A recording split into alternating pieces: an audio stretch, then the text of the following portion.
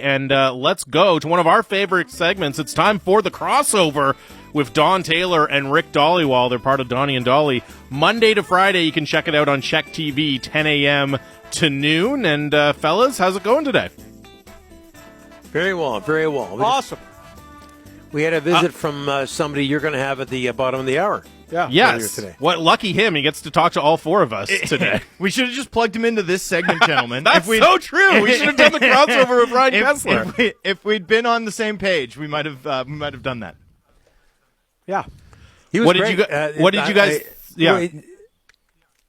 Well, no, the one thing, sorry guys, but the one thing that stuck out for Rick and I and Ryan as well is that he said, I don't know if this is for the first time, but he talked about regretting having asked for a trade back in 2014, an ask that was, or a wish that was granted, and off he went to the Anaheim Ducks, and here he is in Vancouver, clearly loving it. He expressed his love for the city over and over again during the interview, and as time has gone by, I think those feelings of regret have gotten a little bit deeper. But, man, he wanted out then. At the time, as hard as it is to believe for young people following the National Hockey League these days, the Ducks were a Stanley Cup contender. At least everybody thought they were, and it didn't work out that way.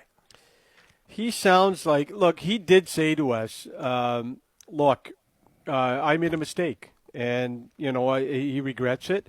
We've all made mistakes in life. He's allowed to do the same and say, hey, look, I made a mistake back in 2014, and he was blown away by the fans chanting his name last night. There was an autograph. I think there was a long wait to get his autograph after the game. He ended up at the Roxy last night on the stage. Singing. Boy, that takes us back, Donnie, doesn't it? But anyways, not that we were singing. I don't remember much from the Roxy through the years. Yeah. Funny how it was that always works. later in the night when when you made your way there. Yeah. Ryan might have been the same way. I had a few regrettable nights there. But anyways, listen, he feels like a guy that he looked at what Bieksa got. He looked at what Edler got, signed a contract, retire as a Canuck. You guys also need to know he's very tight with his agent, Kurt Overhart, who's a pretty powerful guy. And Kurt is also doing a lot of stuff behind the scenes, trying to get that relationship with the Vancouver Canucks back and on good terms. And I think he, deep down in his heart, wants to retire as a Canuck. He wants to repair the damage. He says he made a mistake.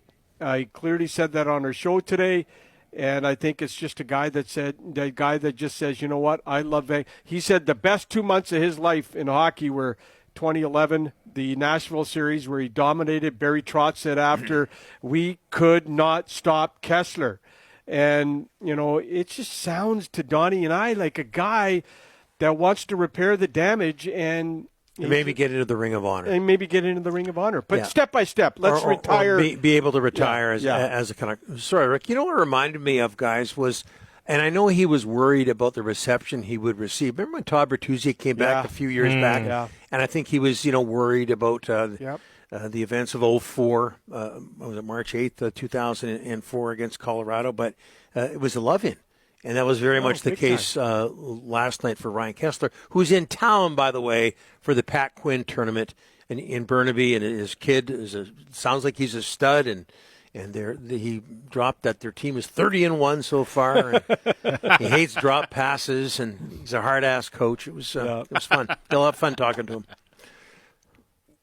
The Ring of Honor discussion, right? Because the thing that's interesting about Kesler is, only 655 games played in Vancouver Canucks history, so that's outside the top 10. 182 goals, that's outside the top 10. 393 points, that's the same amount as Brendan Morrison. It's fewer than Brock Besser has in a Canucks jersey. It's outside the top 10. And yet, his peak, what happened to my voice there? Yeah. His peak as a 40-goal scorer. Happens to all of us eventually, buddy. Oh, man. Congratulations on finally hitting puberty. I can't wait to get hair in places in my body I don't have it. His peak was so high, right? Like, he's the only Selke winner in franchise history. I mean, That's a major NHL award. There aren't a lot of Vancouver Canucks players in league history who've won major awards, period. I mean, you're really talking about Henrik Sedin and Quinn Hughes. Like, honestly, that's kind of it. I guess Pavel Bure won the Calder. Elias Pettersson won the Calder. The teams shared a Jennings. Like, it's a pretty rare accomplishment. Yeah.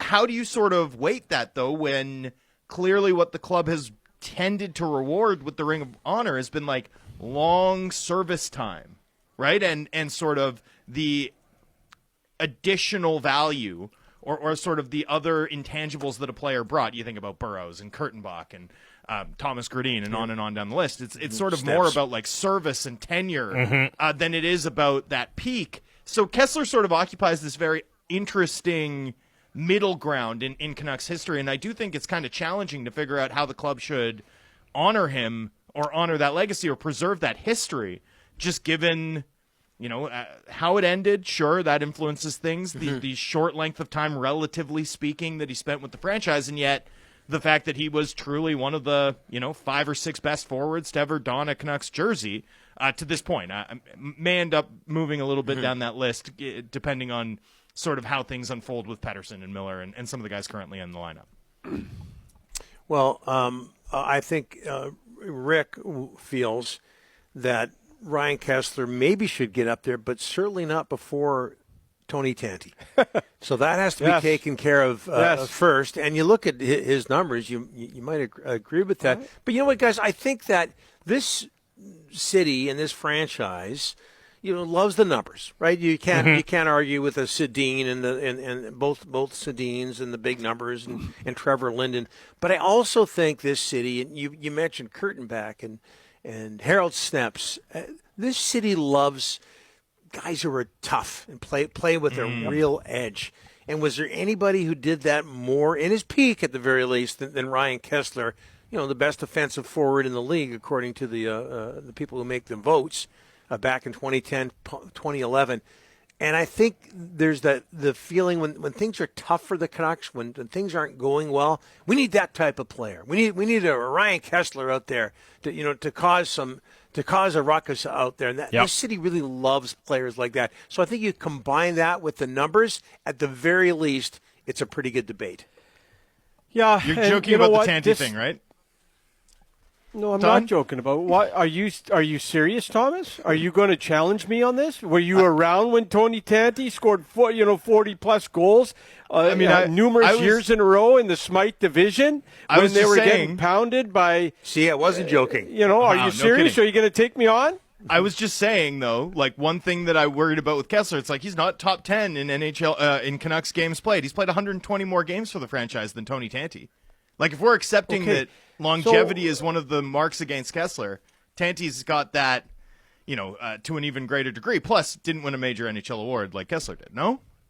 Yeah, but he was a difference maker. You can't deny that, Thomas. He was a difference maker. Look at Harold Snepps. But they were good teams. That's what's going to be against Tony Tanti. I do get that. But, I mean, you're saying don't put him in the Ring of Honor then, Thomas. No. I would never say – I would just say the idea that he should go ahead of Kesler, I mean – Kesler won a major NHL award. That has to matter, right? Like, it has to be weighted relative to their era. And you win the Selke, that's sort of quantifiable proof that you were among the best players in the league of that era, right? I just think that has to be weighted a little bit differently. Keep in mind, Thomas, all right, and Jamie, that Tony Tanti played in the 80s. And Rick feels that anybody who performed in the 80s should be in the Ring of Honor, and that includes Cyndi Lauper. He would like to see her in the Ring of Honor. Her name in the Ring. Hey, Schmiel, Gradin, Fraser, Petri, Skriko, Tony Tanti, Patrick Sundstrom, bring it on. I'm here all day. But you look at Harold Snepps in there in the Ring of Honor, and nothing against Harold. I was at the Coliseum yelling Harold when he carried the puck. You still do. I still do. But, he's in there. Is that a popular choice? Who's picking the Ring of Honor? Who are the people sitting in a room picking this? What's the mandate? There's a million things at play here, Thomas, right? And Tony Tanti, and for those of us, he did score a ton of goals on weak teams, and there is a ton of people in this city that do remember Tony and do remember what he brought to the table, right? And so that's one. And Donnie, you've backed me up on Tony Tanti. You've actually said that Tony Tanti should I think be. he gets overlooked. He gets overlooked. But again, the reason is, and I don't know if this is fair or not, but I just talked about the teams he played on were very good. You know, with the odd blip here and there, that era past '82 was awful. pretty tough. But Tony's individual accomplishments are great. I think the question of what's the mandate is a good one, and I wonder if the mandate has changed maybe a little bit, because I look at a guy like Alex Edler, and I think when Edler left and retired, I think we all probably said, well, he'll be in the Ring of Honor, right? You just look at pure longevity. He still should be. Sure, and I'm not even here to say it's the right decision. Yeah. But, you know, you look at all the records he held for defensemen, how long he played, part of you were successful yelling teams. Harold somewhere. All of that. He felt like a lock for the Ring of Honor, and obviously he does the retirement, the one-day retirement instead. And I wonder if maybe the standard has changed a little bit. But on the positive side for that, you know, I look at the Kesler situation. I agree it's a good debate, but I just think the important thing is to honor him in some way. Yes. And you've set the template now with Bieksa and Edler. If you don't want to do the Ring of Honor, if you've changed that criteria a little bit for whatever reason, okay, fine, but you still have a way that you can honor this guy. You can give him his night at Rogers Arena. Yeah, I just think the major NHL award should loom really large. It's happened like 5 times in franchise history. And you know, you look at the guys that have been honored by the Canucks in building, right? You've got Luongo and Kirk McLean, but among the skaters, you know, Henrik, Daniel, Trevor Linden, that's 1, 2, 3. Those are 3 guys who have all played 1,000 games or more for the Canucks franchise. Their numbers are retired, obviously Naslund as well, and then Pavel Bure, who was a Hall of Famer in his peak years in Vancouver. And then you sort of have, like, everyone else in that Ring of Honor is either, like, the first captain, an Orland Kurtenbach guy, or they're in the top 10 in games played, right? Like, Wise Harold snaps up there, you bring that up, right? It's like Stan Smeel, 896 games. Well, his number's retired, excuse me. But it's Burroughs, 822, Snap, 781, Olin, 770, right? Edler, by the way, at 925, like, his number should be in the Ring of Honor based on the standard that the club has used. And then I think Kessler's an interesting debate because that Selke, man, I mean, I just weight that really heavily. I think that shows what sort of impact you had relative to your peers when you were in your peak years in Vancouver. So anyway, that's just my view of it. Sorry, Rick, I didn't mean to interrupt you. I think with Ryan Kesler as well, and again, I think at the very least it's a good debate. Mm-hmm. But you know, his kid's in town playing hockey, Riker, and you know, you have kids, and I think that as you get older and that happens, and you say to yourself, what if one day, you know, he comes into this building and he sees Dad's name up in the Ring of Honor. I think it's really important for him. Yep. But at the very least, I think you're right. You know, would the ceremony be enough? Maybe not, but at least it would be something. Okay, on the game, let's get into the game last night. We just got a few more minutes here. We'll have to let you guys go a little earlier than normal because we got Kesler on the other side. But, I mean, lots of talking points coming out of that one. What did you guys think of Lekkerimäki's debut? I thought it looked pretty solid for him. And, you know, more important even than what he did on the ice, I thought, was the praise from Rick Tocchet after the game, speaking about Lekkerimäki. And, you know, do you guys see a potential rest of the season fit in the lineup or a spot in the lineup as they get healthy for Lekkerimäki?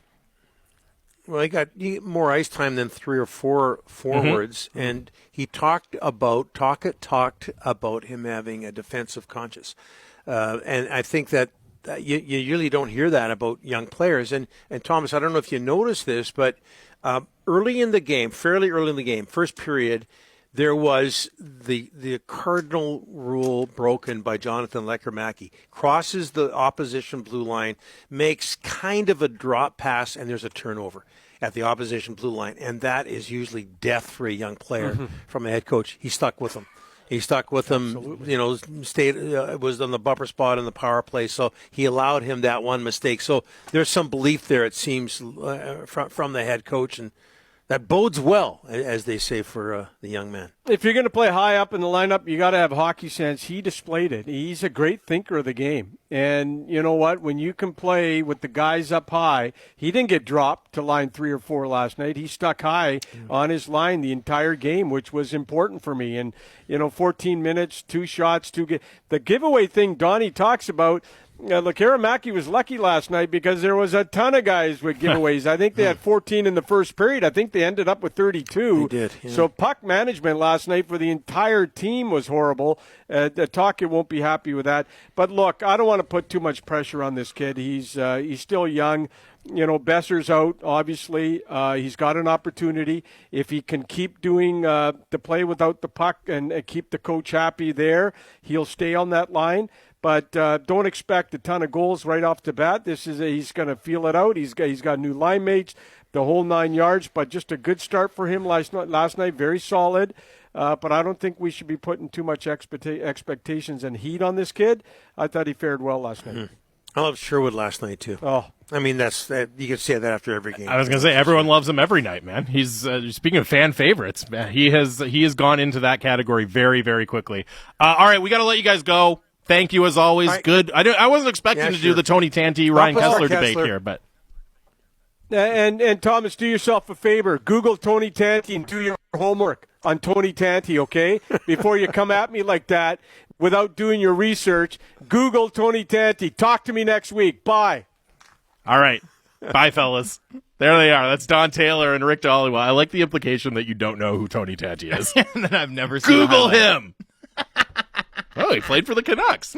Interesting. Well, whenever someone tells me to do my homework, I'm just like, bro, I love homework. Don't tempt me with a good time. Yeah, like, Poring over old hockey stuff? Yeah, all right. Anyways, you can check out Don Taylor and Rick Dhaliwal on Donnie and Dolly Monday to Friday, 10 to noon on Check TV.